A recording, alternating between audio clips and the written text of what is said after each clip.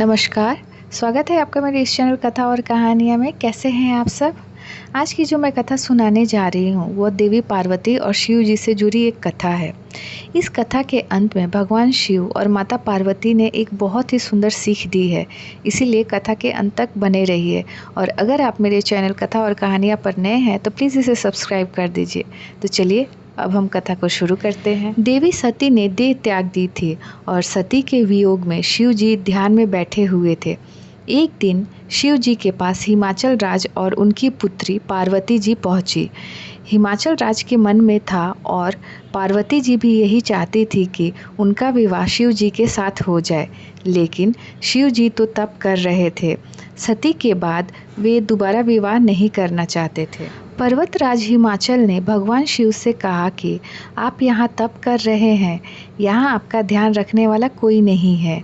मैं चाहता हूँ कि मेरी पुत्री पार्वती यहाँ रहकर आपकी सेवा करे। तब शिव जी ने हिमाचल राज से कहा कि मुझे इस बात की ज़रूरत नहीं है। महिला की वजह से ध्यान, वैराग्य, तप बिगड़ जाता है। अगर एकांत में महिला रहेगी तो मेरा तप भंग हो सकता है। इसीलिए आप मुझे क्षमा करें और अपनी पुत्री को यहाँ से ले जाइए।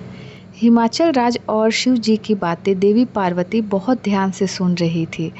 फिर उन्होंने शिव जी से पूछा कि आप कह रहे हैं कि आप तप कर रहे हैं, तो जब आप तप ही कर रहे हैं तो आपको ये आभास कैसे होगा कि यह शरीर महिला का है या पुरुष का? देवी पार्वती की यह बात सुनकर शिवजी हैरान हो गए, क्योंकि देवी ने बात बहुत बुद्धिमानी की कही थी।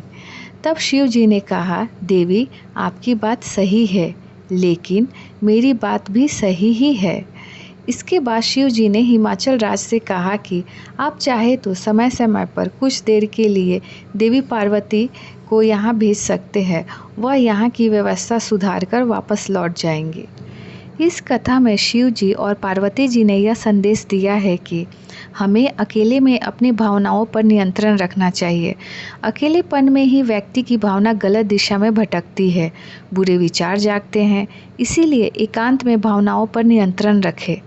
जो लोग पूजा पाठ, तप और ध्यान करते हैं, उन्हें पूरी तरह एकाग्रता के साथ डूबकर ये काम करना चाहिए, तभी मन गलत दिशा में नहीं भटकेगा। तो उम्मीद करती हूँ कि यह छोटी सी प्यारी कथा आपको पसंद आए और आप भी भगवान शिव और माता पार्वती की यह सीख अपने जीवन में अपनाएं।